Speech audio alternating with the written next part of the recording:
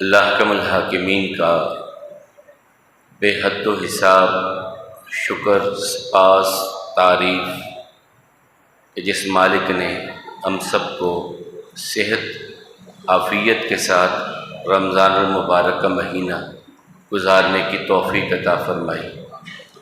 مالک و مولا کا احسان ہے کہ اس نے دن کو روزہ رکھنے کی رات کا قیام کرنے کی ہم سب کو سعادت عطا فرمائی ہے۔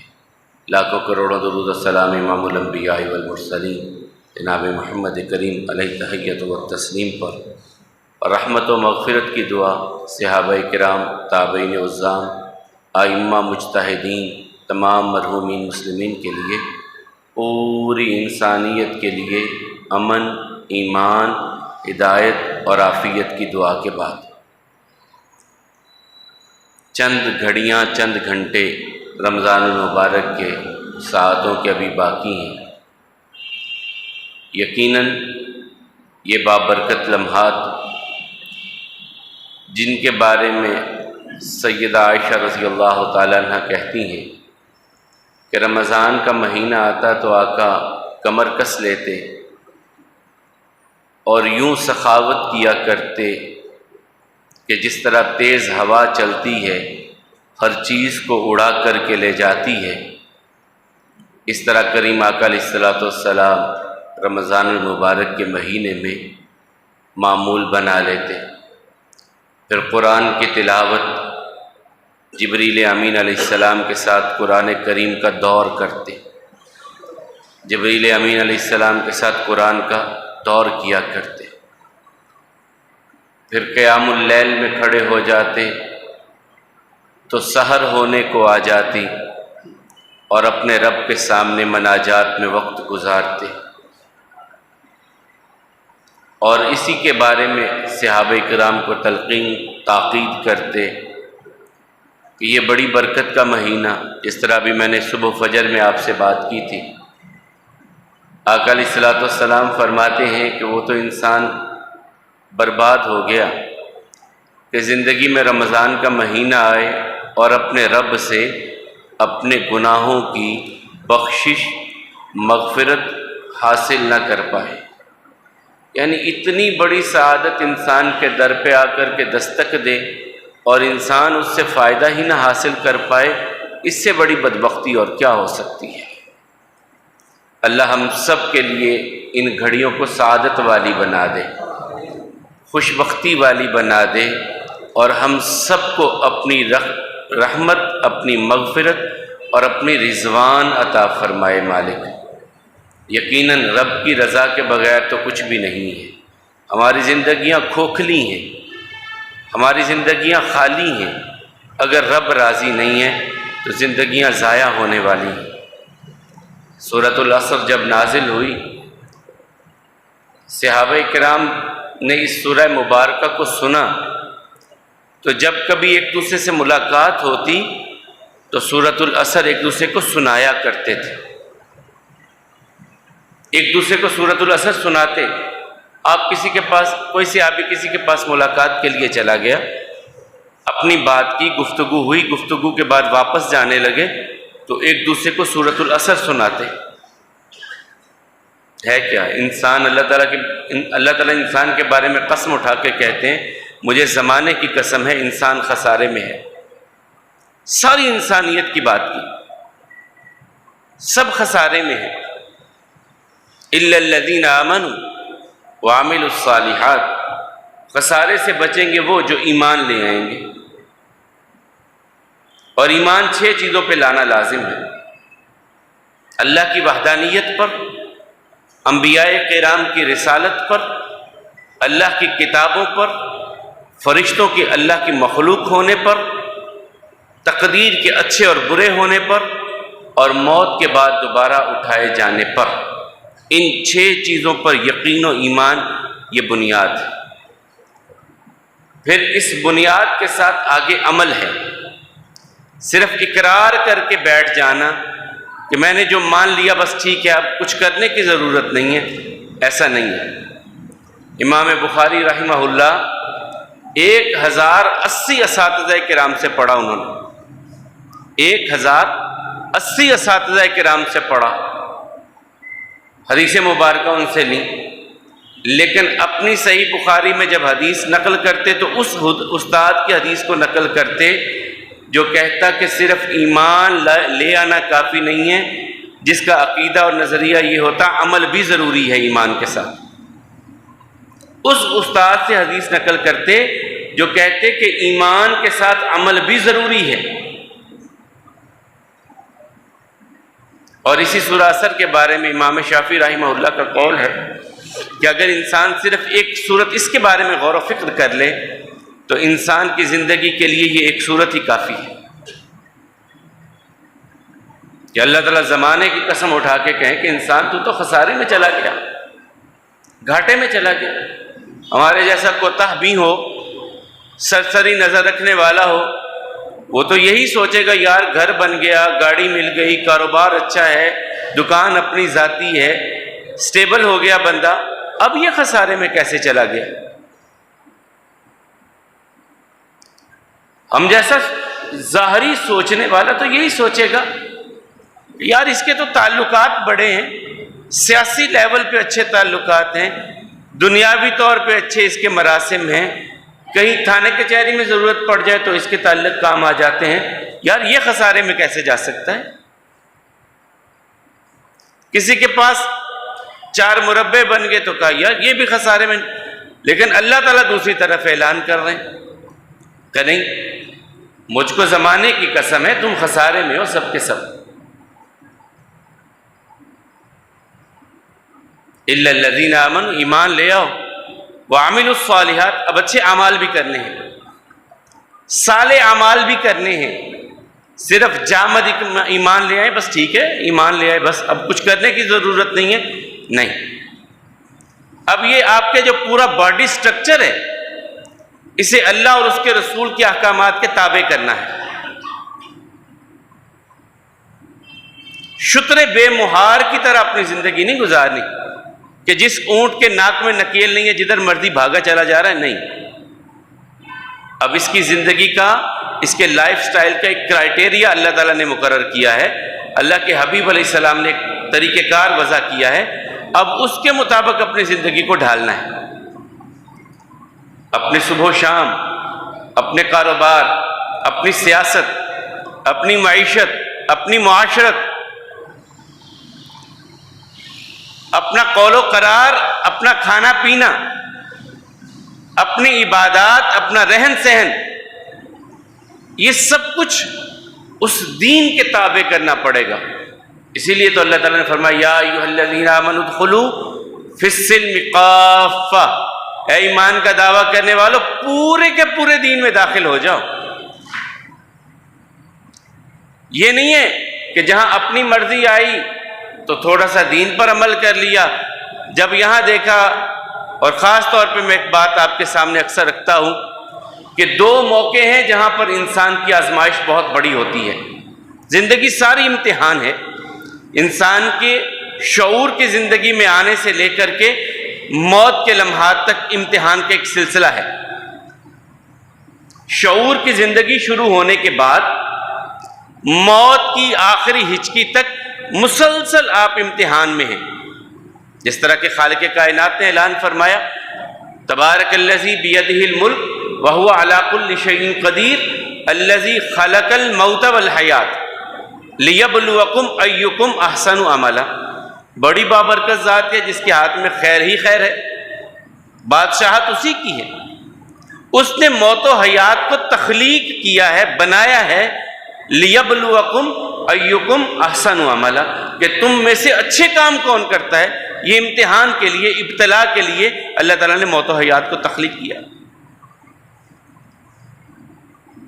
اب اعمال کی طرف اپنے آپ کو لگانا، اور جو میں کہہ رہا تھا کہ ہم 2 موقعوں پر بڑی آزمائش ہوتی ہے، وہ تو ویسے سارا امتحان چل رہا ہے، 2 موقعوں پر، ایک جب کبھی گھر میں کوئی فوتیدگی ہو جائے، یہ بھی ایک امتحان کا بہت کٹھن مرحلہ ہوتا ہے، ایک جب کبھی کوئی خوشی کا لمحہ آ جائے، اور بدقسمتی ہماری یہ ہے کہ ہم ان دونوں لمحات میں دین کا دامن چھوڑ دیتے ہیں۔ دین سے اپنے آپ کو آزاد کروا کر کے اپنی خوشی اپنی من چاہے طریقے سے گزارتے ہیں، اور اپنے غم بھی اپنے طریقے سے وہ وقت بتانے کی کوشش کرتے ہیں۔ مجھ سمیت ہم سب اپنے گھروں کا جائزہ لے لیں، یہی کیفیتیں ہمارے کاروباروں میں ہیں، جہاں ہم دیکھتے ہیں کہ یار یہاں پہ تھوڑی سی ڈز لگتی ہے۔ میں ایک بندے کی بات پہ حیران، اس نے کہا بھئی آپ نے یہ زبان کی تھی کہ آپ اتنے کی یہ چیز دیں گے، اب یہ اس طرح کیوں کر رہے ہیں؟ کہتا ہے جو زبان نقصان دے اس زبان کو کاٹ دو، کیا ضرورت ہے، نقصان نہیں ہونا چاہیے۔ ایسے بھی یہ کاروبار ہو رہے ہیں۔ حبیب خدا صلی اللہ علیہ وسلم کے جو تربیت یافتہ تھے وہ کمال لوگ تھے۔ ایک صحابی کو ضرورت پیش آ گئی، گھوڑا خریدنا ہے، اپنے ملازم کو غلام کو بھیجا، جاؤ بھائی گھوڑا خرید کے اچھا سا اس ایسے کا گھوڑا خرید کر کے لے کر کے آؤ۔ چلے گئے، غلام نے دیکھا گھوڑا بڑا خوبصورت بازار میں بک رہا ہے، بھاؤ تاؤ کرتے کرتے کرتے کرتے بڑے لو ریٹ پر گھوڑا خرید لیا، بڑی کم قیمت پر خرید لیا گھوڑا، مثلا 300 درہم میں خرید لیا۔ اب جب مالک کے پاس لے کے آیا تو مالک نے دیکھا یار یہ قیمت کہہ رہا ہے 300 درہم، یہ تو 800-900 درہم سے کم کا نہیں ہے، یہ کیسے ایسے لے آیا اتنا کم قیمت؟ ہمارے جیسا ہوتا کہتا یار شاباش کیا بات ہے، تو نے تو کمال کر دیا، 900 کی چیز 300 میں لے آیا، تو اس سے بڑا سیانہ بندہ ہی کوئی نہیں۔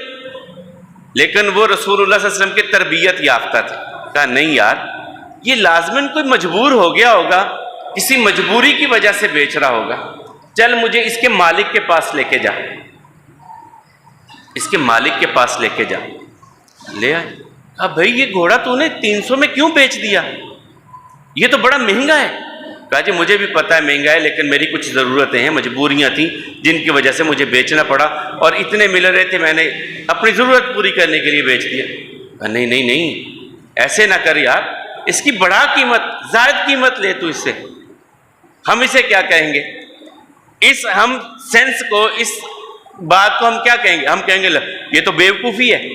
نہیں، وہ کہتے تھے یہ عقل مندی ہے۔ اصل چیز یہ ہے کہ کسی کے ساتھ ظلم نہ کرو، کسی کی مجبوری کا فائدہ نہ اٹھاؤ، یہ اصل زندگی ہے، اور تربیت تھی کریم آقا علیہ الصلوۃ والسلام کی۔ بڑھتے بڑھتے وہی گھوڑا جو 300 کا خرید چکے تھے اس کی 900 روپے قیمت ادا کر دی، صرف اس لیے کہ یار وہ مجبور ہے، میں اس کی مجبوری سے فائدہ اٹھاؤں۔ اور اس کا کرائٹیریا کتنا خوبصورت دیا رسول اللہ صلی اللہ علیہ وسلم نے، فرمایا مسلمان ہے ہی وہ، مومن ہے ہی وہ جو اپنے بھائی کے لیے وہی چیز پسند کرتا ہے جو اپنے لیے پسند کرتا ہے۔ جو اپنے لیے، میں کیا پسند کرتا ہوں کہ میں کسی سے کوئی سودا خریدوں وہ جائز منافع رکھ کے مجھے دے دے، اب مجھے اس کے لیے بھی یہی چیز پسند ہونی چاہیے کہ نہیں، جب وہ مجھ سے لینے کے لیے آئے کوئی چیز تو میں بھی جائز حد تک معاملہ اس کے ساتھ کروں۔ کوئی میں سمجھتا ہوں کہ اگر میں کہیں سے کوئی پھل خریدنے جاتا ہوں یا میں تو داغی نہ دے مجھ کو یار، تو جب کوئی میرے پاس آئے تو یہی چیز مجھے بھی اس کے بارے میں سوچنی ہے، مجھے بھی اس کے بارے میں چاہتا ہوں کہ مجھے پورا تول کر کے دے، تو جب میں تولنے لگوں تو میں بھی پورا تول کر کے دوں۔ یہ عمل صالح ہے۔ عمل صالح صرف نماز پڑھ لینا نہیں ہے، یہ آپ کی ساری لائف عمل صالح ہے، پوری زندگی، سونا جاگنا اٹھنا بیٹھنا کاروبار معیشت معاشرت تجارت ساری آپ کی جو ہے وہ عمل صالح بن سکتی ہے اگر آپ اس میں اللہ اور اس کے رسول کے احکامات صلی اللہ علیہ وسلم کو مد نظر رکھتے ہیں، آپ کے پیش نظر مالک کی رضا بن جاتی ہے، تو یہ ساری زندگی آپ کی عبادت، ساری زندگی آپ کی صالحیت کی بن سکتی ہے۔ جو بھی میں بات کر رہا تھا کہ خوشی کے موقع پر بھی ہم امتحان میں فیل ہو جاتے ہیں اور غم کے موقع پر بھی امتحان سے فیل ہو جاتے ہیں۔ حضرت ابو سلمہ رضی اللہ تعالیٰ عنہ مکہ سے ہجرت کر کے مدینہ پہنچے. یہ میاں بیوی اور ان کا بیٹا کمال خوبصورت زندگی اور کمال خوبصورت جو ہے وہ معاملات ان کی زندگی کے ہیں. مکہ سے ہجرت کر کے مدینہ آنے لگے تو ابو سلمہ کے خاندان والے لوگ آ گئے. کہنے لگے یہ تیرا بیٹا عمر ہمارے خاندان کا چشم و چراغ ہے، اگر تم نے مدینے جانا ہے تو اکیلے جاؤ، ہم تمہارے بیٹے کو اپنے بھتیجے کو تمہارے ساتھ جانے نہیں دیں گے، یہ ہماری خاندان کی نشانی ہے. تم مسلمان ہوئے ہو نا، تم چلے جاؤ مدینہ، ہم اپنے بھتیجے کو تمہارے ساتھ نہیں جانے دیں گے. ان کا بیٹا لے لو، میں تو مدینے چلا، میں جا رہا ہوں مدینے، بیٹا لے لو. کہا یہ جو مال اسباب اونٹ پہ رکھا ہوا ہے نا یہ بھی ہمارا ہے، یہ بھی یہ مال بھی لے لو، تم رکھو مال یہ بھی. اب سفر شروع کرنے لگے میاں بیوی دونوں. تو بیوی کے خاندان کی طرف سے ام سلمہ کا خاندان کے لوگ آ گئے. کہا جب بیٹی ہم نے دی تھی تو ہمارے مذہب پہ تھا، تو بعد میں مسلمان ہو گیا، تو ہماری بیٹی ہمارے حوالے کر. اس کو بھی چھوڑا، مدینہ آ گئے. اب ام سلمہ رضی اللہ تعالیٰ عنہ جو بعد میں رسول اللہ صلی اللہ علیہ وسلم کی زوجہ محترمہ بنی اور مومنوں کی ماں بنی، یہ رو رہی ہیں کہ مکے میں رہتے ہوئے خامند بھی میرا چلا گیا، بیٹا بھی مجھ کو نہیں ملاتے، میرا بیٹا ہی کم وقتوں مجھے دے دو. کسی طرح بچہ تو مل گیا، لیکن خامند کے ساتھ اچھے لمحات گزرے تھے، یاد تھی، دین کی تڑپ تھی کہ میں مسلمان ہوں، میں اس ماحول اور اس معاشرے میں کیوں. بہرحال یہ بالآخر مدینہ پہنچ گئی. ایک وقت آیا کہ ان کے خامند ابو سلمہ رضی اللہ تعالیٰ عنہ بیمار ہوئے. رسول اللہ صلی اللہ علیہ وسلم بیمار پرسی کرنے کے لیے گئے، اور جب جا کر کے بیٹھے تو وہ آخری سانسیں لے رہے تھے، دنیا سے رخصت ہو رہے تھے، اور اس وقت آنکھیں کھلی ان کی. تو رسول اللہ صلی اللہ علیہ وسلم نے آنکھوں کو بند کیا. صحیح مسلم کی حدیث ہے کہ یہ وہ وقت ہوتا ہے کہ جب روح پرواز کرتی ہے تو آنکھیں پیچھا کرتی ہیں، ان کو بند کر دیا کر. پھر رسول اللہ صلی اللہ علیہ وسلم نے اس وقت دعا کی، اللہم اغفر لفلان، یا اللہ ورفع درجتہ فی المہدیین والحقہ بالصالحین، یا اللہ اس کے درجے کو جنتوں میں بلند کر دے، یا اللہ صالحین کا ساتھ اس کو عطا کرنا، یا اللہ اسے معاف کر دینا اور گھر والوں کے لیے اچھا نعم البدل بنا دینا اس کے لیے. اور یہیں پہ رسول اللہ صلی اللہ علیہ وسلم نے فرمایا کہ جو یہ پڑھتا ہے اللہم اجرنی فی مصیبتی واخلف لی خیر منہا ان للہ و انا الیہ راجعون، یا اللہ تیرا تھا تو لے گیا، ہم بھی تیرے ہیں، تیری بارگاہ میں ہم نے بھی آنا ہے. اور ساتھ یہ کہے اللہم اجرنی فی مصیبتی، یا اللہ یہ جو تکلیف آئی ہے اس پر ہمیں اجر عطا فرما، واخلف لی خیر منہا، اور اس سے بہتر نعم البدل ہمیں عطا فرما. ام سلمہ رضی اللہ تعالیٰ عنہ کہتی ہیں میں یہ دعا پڑھتی تھی لیکن میں سوچتی تھی میرے خامند سے اچھا دنیا میں بندہ کوئی نہیں ہے، جن کی زندگی اچھی گزری ہوتی ہے. بیوی خامند کے فوت ہونے کے بعد بھی سوچ رہی ہے کہ اس سے اچھا کوئی انسان مجھے نظر ہی نہیں آتا. کہتے عدت کے 4 مہینے 10 دن گزر گئے. کتنی عدت ہوتی ہے؟ جب کوئی خامند فوت ہو جائے کسی کا تو عورت کے لیے 4 مہینے 10 دن خامند کی وفات سے عدت شروع ہو جاتی ہے. 4 مہینے 10 دن وہ بناؤ سنگھار نہیں کرے گی اور شادی نکاح کا معاملہ کہیں نہیں کر سکتی. یہ عدت ہوتی ہے، اپنے گھر میں ٹکی رہے گی جہاں پر وہ موجود ہے. 4 مہینے 10 دن گزر گئے تو ام سلمہ کے گھر پیغام پہنچا کہ اگر آپ نکاح کرنا چاہیں تو محمد رسول اللہ صلی اللہ علیہ وسلم کی طرف سے پیغام ہے، ہم نکاح کے لیے حاضر. ام سلمہ کہتی میں حیران رہ گئی کہ اس سے اچھا خامد مجھے کہاں مل سکتا تھا. رسول اللہ صلی اللہ علیہ وسلم کے حرم میں داخل ہوں تو ہم فیل ہو جاتے ہیں، وہ کامیاب ہو گئے کہ انہوں نے اللہ کی احکامات کے مطابق اپنے ان غم کے لمحات میں بھی اپنے آپ کو کنٹرول کر کے اپنے معاملات کو چلایا. اور ایسا ہی فرمایا نا رسول اللہ صلی اللہ علیہ وسلم نے، فرمایا کہ جب ایک آدمی کا بچہ فوت ہو جاتا ہے نا، چھوٹا بچہ فوت ہو جاتا ہے، تو فرشتے جب اس کی روح کو لے کر کے جاتے ہیں تو اللہ تعالیٰ ان سے سوال کرتے ہیں فرشتوں سے کہ تم میرے بندے کے جگر کا ٹکڑا لے کر کے آئے ہو. میرے بندے کا رد عمل کیا تھا جب میرے بندے کے بچے کی اور وہ قبض کی تو اس کا رد عمل کیا تھا؟ فرشتے جواب دیتے ہیں یا اللہ وہ تو آپ کی حمد کہہ رہا تھا اور انا للہ و انا الیہ راجعون کہہ رہا تھا.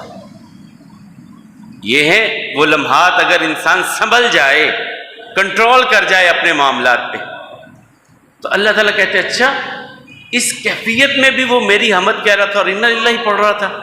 جاؤ فرشتوں جنت میں ایک گھر بناؤ بہت خوبصورت سا، اور اس کے باہر ایک نیم پلیٹ لگا دو بیت الحمد، یہ میرے اس بندے کے لیے ہے جس کا بچہ فوت ہوا اور اس نے انا للہ و انا الیہ راجعون پڑھا. وہ واویلے کی طرف آہو بکا کی طرف، وہ کسی اور طرف نہیں گیا. جاؤ اس کے لیے گھر جنت میں بنا دو.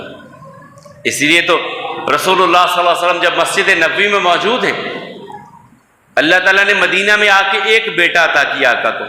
ساری اولاد خدیجۃ الکبریٰ کے بطن سے، ایک بیٹا سیدہ ماریہ قبطیہ رضی اللہ تعالیٰ عنہ کے بطن سے. اور جب بچہ پیدا ہوا تو فرمایا میں نے اپنے بابا ابراہیم کے نام پر اپنے بیٹے کا نام ابراہیم رکھا ہے، اور اسے ایک لوہار کے گھر میں دودھ پینے کے لیے چھوڑ دیا گیا. ایک دن اطلاع آئی یا رسول اللہ صلی اللہ علیہ وسلم آپ کا بیٹا بیمار ہے، آپ کا بیٹا بیمار ہے. آقا کریم علیہ الصلوۃ والسلام صحابہ کرام کے ساتھ اٹھے چلے گئے ان کے گھر میں. جا کے انہوں نے بچہ آقا کی گود میں دیا، اپنے بیٹے کو یوں گود میں اٹھایا تو بیٹا آخری سانسیں لے رہا تھا. آنکھوں میں آنسو آ گئے. بیٹے کو جاتے ہوا دیکھا، آنکھوں میں آنسو آقا علیہ الصلوۃ والسلام کے آگے. عبد الرحمن ابن عوف رضی اللہ تعالیٰ نے کہا یا رسول اللہ صلی اللہ علیہ وسلم آپ؟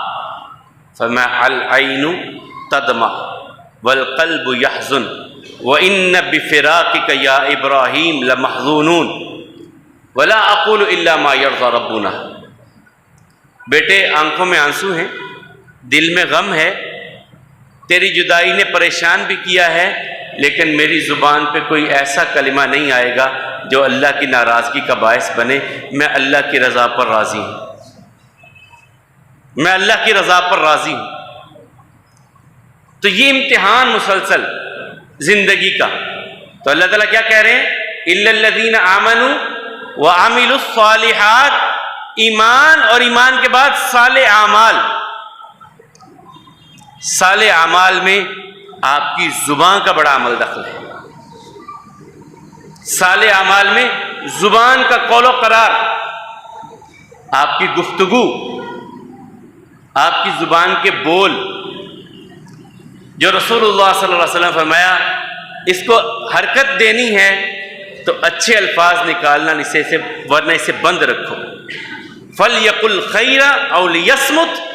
یا اس منہ کو بند رکھو، اگر زبان کو حرکت دینی ہے تو کوئی اچھے الفاظ ہی نکالنا کہ تمہارا ایک ایک لفظ لکھا جا رہا ہے. یہ جو زبان سے نکلنے والا ایک ایک لفظ لکھا جا رہا ہے، یہ سامنے آئیں گے الفاظ لکھے بولے ہوئے آپ کے. اور اسی لیے تو رسول اللہ صلی اللہ علیہ وسلم صحابہ کرام کو کہتے دو چیزوں کی ضمانت تم مجھ کو دے دو، جنت کی ضمانت میں تم کو دیتا ہوں. ما بین اللحیین، یہ جو دو جبڑوں کے درمیان یعنی زبان ہے، اس کی ضمانت مجھ کو دے دو کہ اس کا غلط استعمال نہیں کرو گے. وما بین الرجلین، اپنی شہوانی قوت کے بارے میں، اپنی عفت و عصمت کے بارے میں تم مجھے ضمانت دے دو، میں تمہیں جنت کا ضامن بن جاتا ہوں. میں جنت کا ضامن بن جاتا ہوں. وعاملوا الصالحات، یہ سارے صالح اعمال ہیں. اس لیے تو آقا علیہ الصلوۃ والسلام نے کسی کو کچھ نہیں دے سکتے، تم کچھ نہیں ہے تمہارے پاس، لیکن جب ملاقات کرو بوجہ الطلق، مسکراتے چہرے کے ساتھ کسی کو مل لو، یہ بھی عمل صالح اللہ تمہارا بنا دے گا. اس پہ کون سی قیمت خرچ ہوتی ہے؟ ملتے ہوئے، کسی سے سلام کہتے ہوئے، کسی کے سامنے آتے جاتے ہوئے مسکرا کر کے مل لینا. آقا کہتے ہیں اللہ اس صدقے کا اجر بھی عطا کر دیں گے اور یہ عمل صالح آپ کا بن جائے گا.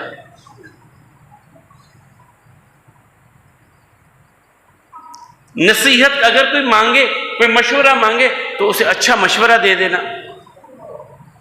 یہ بھی عمل صالح ہے آپ کا، یہ بھی آپ کا عمل صالح ہے کہ کسی کے معاملات کو جانتے ہوئے خاموشی اختیار کر جانا۔ آقا علیہ الصلوۃ والسلام فرماتے ہیں من ستر مسلمن ستر اللہ یوم القیامہ، کسی مسلمان کے عیبوں پہ پردہ ڈالتے ہو نا، قیامت کے دن اللہ تمہارے عیبوں پہ پردہ ڈالیں گے۔ اور آقا علیہ الصلوۃ والسلام نے فرمایا کہ ایک آدمی اللہ تعالیٰ کے سامنے کھڑا کیا جائے گا اور اللہ تعالیٰ اسے اوٹ میں لے لیں گے۔ اب فردن آ رہے ہیں اللہ تعالیٰ کے سامنے، ایک ایک بندہ آ کر کے اپنی زندگی کا حساب دے رہا ہے اور اس کی بایوگرافی ساری کھل رہی ہے اور وہ اپنے معاملات اس کے سامنے آ رہے ہیں۔ لیکن یہ ایک بندہ آیا کہ اسے تھوڑا سا پردے میں لے لیا گیا، آیا اکیلا ہی اللہ تعالیٰ کے سامنے لیکن کچھ پردہ کر دیا گیا۔ پھر اللہ تعالیٰ اس سے پوچھیں گے اکیلے، اب لوگوں کی نظروں سے تھوڑا سا پردے میں کر دیا گیا، اللہ تعالیٰ سوال کریں گے اتعرف ذنب قذا، میرے بندے جانتا ہے تو نے فلاں وقت یہ گناہ کیا تھا؟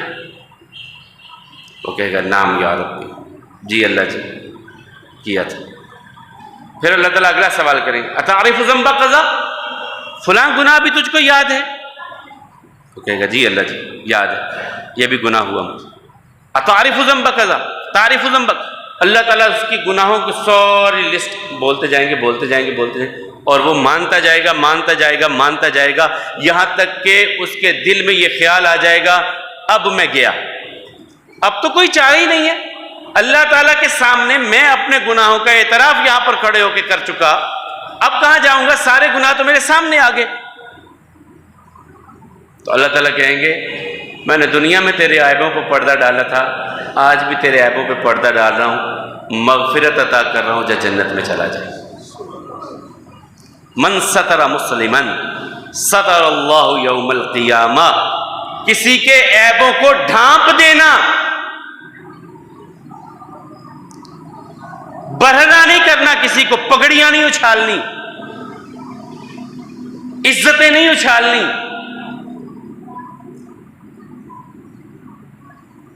کسی کے بارے میں اگر آپ کے دل میں ہے کہ میرا یہ بھائی اس گناہ میں ملوث، جائیے اس کے پاس، بٹھائیے تنہائی میں، لوگوں کے سامنے رسوا نہ کیجیے۔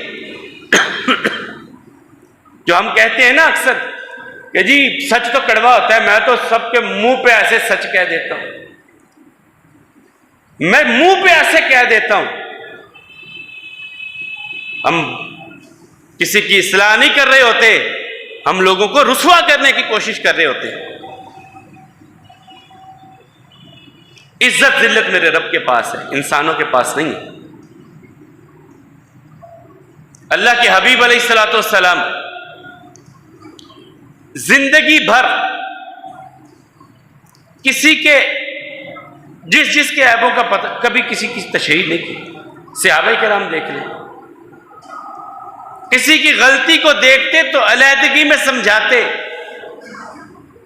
خطا کو دیکھتے تو علیحدگی میں سمجھاتے، پردہ داری کی کوشش کرتے۔ اور اگر آپ ایسا کریں گے تو یہ بھی آپ کا عمل صالح بن جائے گا، یہ بھی آپ کو خسارے سے نکال دے گی۔ یہ چیز جو انسان خسارے میں ہے نا، خسارے سے نکلنے کے لیے یہ ایک بڑے کمال کی چیز ہے۔ خسارے سے نکلنے کے لیے ایک اور بڑی کمال کی چیز ہے بھوکوں کو کھانا کھلانا، یہ بھی عمل صالح ہے۔ مدینہ آئے کریم آقا علیہ الصلوۃ والسلام، تو کیا کہا، نہیں چلے مدینے سے پہلے تھوڑا سا مکہ المکرمہ میں چلتے ہیں۔ اللہ تعالیٰ کی طرف سے حکم اترا وانذر عشیرتک الاقربین، اے میرے پیارے حبیب اپنے قریبیوں کو ڈرائیے۔ اب کیا کیا رسول اللہ صلی اللہ علیہ وسلم نے؟ اپنے خاندان والوں کی دعوت کی، اپنے خاندان والوں کی، کافروں کی دعوت کی، مسلمان نہیں ابھی کوئی بھی ان میں سے، ان کی دعوت کی کھانے پہ بلایا سب کو، اور کھانے پہ بلانے کے بعد اللہ کے رسول صلی اللہ علیہ وسلم انہیں اللہ کی توحید کی دعوت دیتے ہیں۔ لوگوں نے بات نہیں سنی، پھر بلایا، پھر کھانے پہ بلایا رسول اللہ صلی اللہ علیہ وسلم نے، اور مدینے آ کر کے تو پہلا واز ہی یہ کیا افشوا السلام وطعموا الطعام وصلوا الارحام صلوا باللیل والناس نعام تدخلوا الجنۃ بسلام. یہ نہیں کہا کہ صرف مسلمانوں کو کھانا کھلایا کرو، صرف مسلمانوں کو کھانا کھلاؤ، اپنے فرقے کے لوگوں کو کھانا کھلاؤ، اپنی جماعت کے لوگوں کو کھانا کھلاؤ، نہیں کہا. یہ قرآن نے بھی یہ نہیں کہا. سورہ دہر کو اٹھائیے، اللہ تعالیٰ کیا کہتے ہیں؟ وَيُطْعِمُونَ الطَّعَامَ عَلَىٰ حُبِّهِ مِسْكِينًا وَيَتِيمًا وَأَسِيرًا إِنَّمَا نُطْعِمُكُمْ لِوَجْهِ اللَّهِ لَا نُرِيدُ مِنكُمْ جَزَاءً وَلَا شَكُورًا. اللہ تعالیٰ کہتے ہیں میرے جو خاص بندے ہیں جن کے لیے میں نے جنت کے محلات تیار کیے ہیں، وہ مسکینوں کو، یتیموں کو، قیدیوں کو کھانے کھلاتے ہیں. یہاں بھی ایمان کی شرط نہیں لگائی اللہ تعالیٰ نے. مدینے میں ایک سردار کافر قیدی بن کر کے آیا رسول اللہ صلی اللہ علیہ وسلم کے سامنے، مسجد نبوی کے پلر کے ساتھ بندھا ہوا ہے. آقا علیہ الصلوۃ والسلام پاس سے گزرتے، کہا سمامہ بن اسال والی نجد وہ گرفتار ہو کر کے آیا ہے. آقا علیہ الصلوۃ والسلام پاس سے گزرے، کہا سمامہ کیا حال ہے؟ کہا گرفتار کر کے پوچھتے ہو کیا حال ہے؟ بڑے تلخ اکھڑ لہجے میں بولا، گرفتار کر کے پوچھتے ہو کیا حال ہے؟ کہا سمامہ میرے بارے میں کیا کہتے ہیں؟ سمامہ کہا استغفر اللہ ثم استغفر اللہ، آپ جیسا برا انسان کوئی نہیں. میرے شہر کے بارے میں کیا کہتے ہیں؟ اس سے برا شہر کوئی نہیں. کہا اسے کھلاؤ بھائی، کچھ کھانے کو دو، اس کو پلاؤ، اس کو کچھ پینے کو دو، کھانے کو دو، اس کو کچھ. پھر بعد میں آئے، دوبارہ آئے، سمامہ کیا حال ہے؟ پھر وہی لب و لہجہ، پھر وہی الفاظ، وہی تیز کاٹ، اور انہی تیز الفاظ کے ساتھ کہنے لگا اگر احسان کر کے چھوڑ دو گے تو میں کہیں آپ کو آپ کے احسان کا بدلہ دے دوں گا، اور اگر آپ مجھے قتل کروائیں گے میری قوم بدلہ لے لے گی آپ سے. رسول اللہ صلی اللہ علیہ وسلم کہتے ہیں اس کی رسیوں کو کھول دو بھائی، کھول دو، جاؤ سمامہ اپنے گھر جاؤ. سمامہ کہتے ہیں میں نے اپنی سواری کو لیا، مدینہ سے باہر نکلا، ایک کنویں پر بیٹھا، بیٹھ کر کے میں سوچنے لگا یا اگر یہ دنیا دار ہوتے تو جتنی گستاخی جو لب و لہجہ میرا تھا میرا سر قلم کروا دیتے. یہ یقیناً اللہ کے رسول ہیں. واپس پلٹے، مسجد میں آئے، رسول اللہ صلی اللہ علیہ وسلم نے دیکھا سمامہ ہم نے تمہیں آزاد کر دیا تھا، تم پھر آ گئے ہو. کہا اس وقت جسم قید میں تھا، جسم کو آزاد کر دیا، دل کو اپنے کنٹرول میں کر لیا، اب دل آپ کا دیوانہ ہے، یہیں پہ رہوں گا. یہ عمل صالح ہیں. تو وقت اختتام کی طرف چلا گیا ہے. بات ہم کر رہے تھے، اللہ تعالیٰ قسم اٹھا کے کہتے ہیں وَالْعَصْرِ إِنَّ الْإِنسَانَ لَفِي خُسْرٍ. مجھے زمانے کی قسم، وہ جو کسی نے کہا گھڑیال یہ دیتا ہے منادی، زندگی کی ایک گھڑی تو نے اور گھٹا دی. یہ وقت گزرتا جا رہا ہے. یہ رمضان آج گزر گیا، آئندہ زندگی، رمضان تو اگلے سال بھی آئے گا، لیکن ہم جو کہتے ہیں نا رمضان مہمان تھا چلا گیا، رمضان مہمان نہیں، ہم مہمان ہیں. اس نے تو پھر آنا ہے. ہم میں سے کتنے ہوں گے یا نہیں ہوں گے یہ کسی کو کوئی پتہ نہیں. ہماری زندگی میں دوبارہ رمضان آئے نہ آئے، تو آئیں اس رمضان کے یہ جو باقی چند گھڑیاں باقی ہیں ان میں سب سے پہلے کوشش کریں دوسروں کو معاف کرنے کی. سب سے پہلی کوشش یہ کریں، اور سب سے پہلے یہ جرأت اپنے اندر پیدا کریں خود معافی مانگنے کی. اور میں جو یہاں پر آپ کے سامنے تقریباً 10 سال بتا چکا، 2013 سے ستمبر سے لے کر کے یہ 23 کا آ گیا ہے مئی، میں سب سے پہلے آپ لوگوں سے معافی مانگتا ہوں اور اللہ کی رضا کے لیے مانگتا ہوں کہ میری زبان سے، میرے ہاتھ سے اگر کسی بھائی کو تکلیف پہنچی ہو مجھے اللہ کے لیے معاف کر دیں. میں خود آپ کے سامنے اپنی غلطیوں، اپنی ندامتوں، اپنے الفاظ، اپنے رویے کی میں آپ سے معافی مانگتا ہوں جن کے ساتھ میں نے 10 سال گزارے ہیں، اور صرف اللہ کی رضا کے لیے میں آپ سے معافی مانگتا ہوں. اور اگر کسی نے میرے معاملے میں، یہ میرا الحمدللہ ایک معمول ہے، صرف تحدیث نعمت کے لیے بیان کرنے لگا ہوں کہ میری زندگی کا ایک وقت سے معمول ہے. الحمدللہ اللہ مجھے زندگی کی آخری سانسوں تک یہ عمل اپنی زندگی میں رکھنے کی توفیق عطا فرمائے. کہ میں رات سونے سے پہلے اپنے رب سے یہ دعا کر کے سوتا ہوں کہ یا اللہ جس نے مجھ کو تکلیف دی ہے، جس نے مجھ کو ایذا دی ہے، میں نے اسے معاف کر دیا، تو بھی اسے معاف کر دے۔ یہ صرف تحدیث نعمت کے لیے اور دعا کے لیے اللہ تعالیٰ سے کہہ رہا ہوں کہ تاکہ اللہ تعالیٰ میری زندگی کا آخری دن تک میری زندگی میں ایسا ہی ہو، میں دوسروں کے لیے معافی کے پہلو کو عام کرنے والا ہوں۔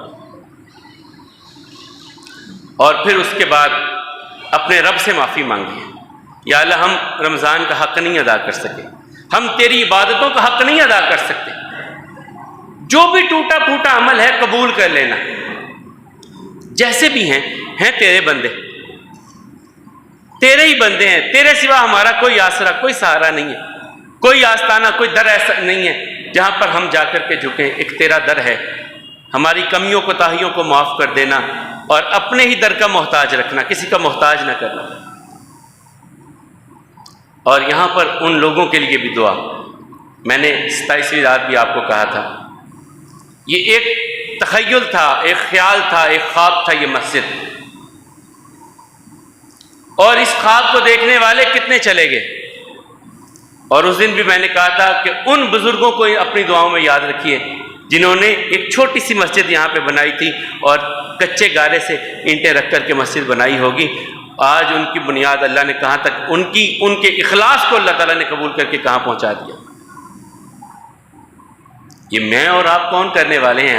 ہم میں تو اتنی ہمت نہیں ہے، یہ تو اس مالک کا کرم ہے بھائی، یہ سارا اس کا کرم ہے۔ وہ جس بندے کو چاہتا ہے لگا لیتا ہے اپنے کام میں۔ اور اس کے آئندہ مستقبل میں بہت سارے پروگرام ہیں میرے ذہن میں انشاءاللہ۔ حفظ کی کلاس کا ہے، میں نے پہلے بھی آپ کو بتایا تھا کہ صبح فجر سے لے کر کے رات 10 بجے تک تعلیم کا ایک سلسلہ جاری رہتا ہے۔ یہ اللہ تعالیٰ کا ہے، میں یہ صرف اس لیے نہیں کہہ رہا کہ شاید آپ سمجھیں کہ چندے کی اپیل کرنے لگے۔ اللہ کا فضل، اللہ کی رحمت چاہیے ہمیں، اور آپ لوگوں کی دعائیں چاہیے۔ صرف اپیل کروں گا دعاؤں کی کہ آپ دعا ضرور کیجئے کہ جو لوگ معاملات کو چلا رہے ہیں اللہ تعالیٰ ان کے لیے آسانیاں پیدا کرے اور ان کے ان اعمال کو قبول کر لے، اور اگر کہیں کوئی کمی کوتاہی ہے، یقیناً انسان ہے، تو اللہ تعالیٰ معاف کر دے۔ اللہ کم الحاکمین بیماروں کو شفا عطا فرمائیں، تنگ دستوں کی تنگ دستی کو دور فرمائیں، مقروضوں کو قرض کے بوجھ سے نجات عطا فرمائیں۔ انیس بٹ صاحب کا بیٹا لاہور میں ایڈمٹ ہے، کومے میں ہے 6 دن سے، سب بیماروں کے لیے دعا کیجیے۔ مالک و مولا جتنے بھی مسلمان بیمار ہیں، روحانی ہیں، جسمانی ہیں، دماغی ہیں، اللہ سب کے امراض کو دور فرمائے۔ مالک و مولا تیرے سوا تو کوئی شفا عطا کرنے والا نہیں ہے، سب مریضوں کو شفا عطا فرما، اور ایسی شفا عطا فرما کہ جو سب کمزوریوں کو ختم کر دینے والی ہو۔ اے مولا کریم صائمین کے، روزہ داروں کے روزوں کو قبول فرما۔ اے مالک و مولا رات کا قیام کرنے والوں کے قیام کو قبول فرما، معتکفین کے اعتکاف کو قبول فرما۔ اے مالک و مولا صدقہ و خیرات کرنے والوں کے صدقہ و خیرات کو قبول فرما۔ اور خاص طور پہ میں اپنی ان بہنوں اور بیٹیوں کے لیے، میں پھر بھول رہا تھا، میری وہ بہنیں، وہ میری بیٹیاں جنہوں نے اس مسجد کی صفائی ستھرائی میں ایسا معاملہ کیا کہ شاید یہ جو آپ یہ پنکھے، میں حیران و ششدر تھا۔ انہوں نے کہا آپ مسجد کو کچھ وقت کے لیے باہر سے لاک کر دیں، ساری مسجد وہ صاف کر کے گئیں۔ یہ پنکھے صاف کرنا، نیچے بیسمنٹ میں، اوپر یہ سارا، اللہ ان کی زندگیوں میں بھی برکت عطا فرمائے۔ کبھی ایک وقت تھا کہ جب تراویح ہوتی تو 2 یا 3 خواتین ہوتی تھیں، اور آج اللہ کی رحمت ہے کہ 400 500 خواتین آپ کی تراویح میں آخری عشرے میں یہاں پر موجود رہی۔ یہ اللہ تعالیٰ کا احسان رہا ہم پر کہ اتنے لوگ، ایک بندہ آ کے سجدہ کر رہا ہے، 2 کر رہے ہیں، 3 کر رہے ہیں، سینکڑوں لوگ آ کے سجدہ کر رہے ہیں۔ یہ اللہ تعالیٰ کا احسان ہے، اللہ ان کے سجدوں کو بھی قبول فرمائے، اللہ ہم سب کی نیک حاجتوں کو پورا فرما۔ اے مالک و مولا تنگ دستوں کی تنگ دستی کو دور فرما، مقروضوں کو قرض کے بوجھ سے نجات عطا فرما، حلال کو ہم سب کے لیے کافی کر دے، حرام سے ہم سب کو بچنے کی توفیق عطا فرما۔ یا اللہ ہمارے بچوں کو ہماری آنکھوں کی ٹھنڈک بنا، اللہ ہماری اولادوں کو ہماری آنکھوں کی ٹھنڈک بنا۔ اے مالک و مولا ہماری اولادوں کو دین کے راستے پہ چلنے والا بنا، ہمیں ہمارے بچوں کو سب کو جنت کے راستوں پہ چلنے والا بنا دے۔ اے مالک و مولا جہنم کی راہوں سے ہم سب کی حفاظت فرما، اللہ ہمارے بچوں کی حفاظت فرما، ہمارے والدین جو اس دنیا کو چھوڑ کے تیری بارگاہ میں پہنچے اللہ ان کی حفاظت فرما، ان سب کی قبروں کو جنت کا باغیچہ بنا۔ اے مالک و مولا ہمارے اس وطن کی حفاظت فرما، ہم پہ ایسے حکمران لا جو تیرے مخلوق پر رحم کرنے والے ہیں۔ اللہم لا تسلط علینا من لا یرحمنا ولا یخاف فینا۔ اے مالک و مولا ہم تیرے در پہ بیٹھے ہیں، ہم سب کے صغیرہ کبیرہ سب گناہوں کو معاف فرما۔ یا اللہ یقیناً ہم گناہ گار ہیں، یقیناً ہم خطا کار ہیں۔ یا اللہ ہم سے بڑا گناہ گار کوئی نہیں ہے، تجھ سے بڑا بخشنے والا کوئی نہیں ہے۔ اللہ ہم سب کے سب گناہوں کو معاف فرما دے۔ یا اللہ ہم سب کے سب گناہوں کو معاف فرما دے۔ یا اللہ ہم اپنی جانوں پہ ظلم کرنے والے تیرے در پہ بیٹھے ہیں۔ یا اللہ تیرے در پہ بیٹھے ہیں، تجھ سے بڑا سخی کوئی نہیں۔ اے سخی، اے شہنشاہ اللہ، اے اللہ تو شہنشاہ ہے، تو سخی ہے، تو معافیوں کو پسند کرتا ہے، ہم سب کو معاف کر دے۔ یا اللہ ہم سب کے سب گناہوں کو معاف فرما دے۔ یا اللہ اس رمضان کو ہم سب کے لیے سعادت مندی کا ذریعہ بنا دے۔ اللہ اس رمضان کو ہم سب کے لیے سعادت مندی کا ذریعہ بنا دے۔ یا اللہ ہم سب کو اپنی رضا عطا فرما دے۔ یا اللہ اپنی رضا کا سایہ ہم سب پہ قائم رکھنا، موت کی بے ہوشیوں میں کلمے کا ہوش نصیب فرمانا۔ یا اللہ موت کی بے ہوشیوں میں کلمے کا ہوش نصیب فرمانا، صحت والی ایمان والی زندگی ہم سب کو عطا فرما۔ ربنا تقبل منا انک انت السمیع العلیم وتب علینا انک انت التواب الرحیم۔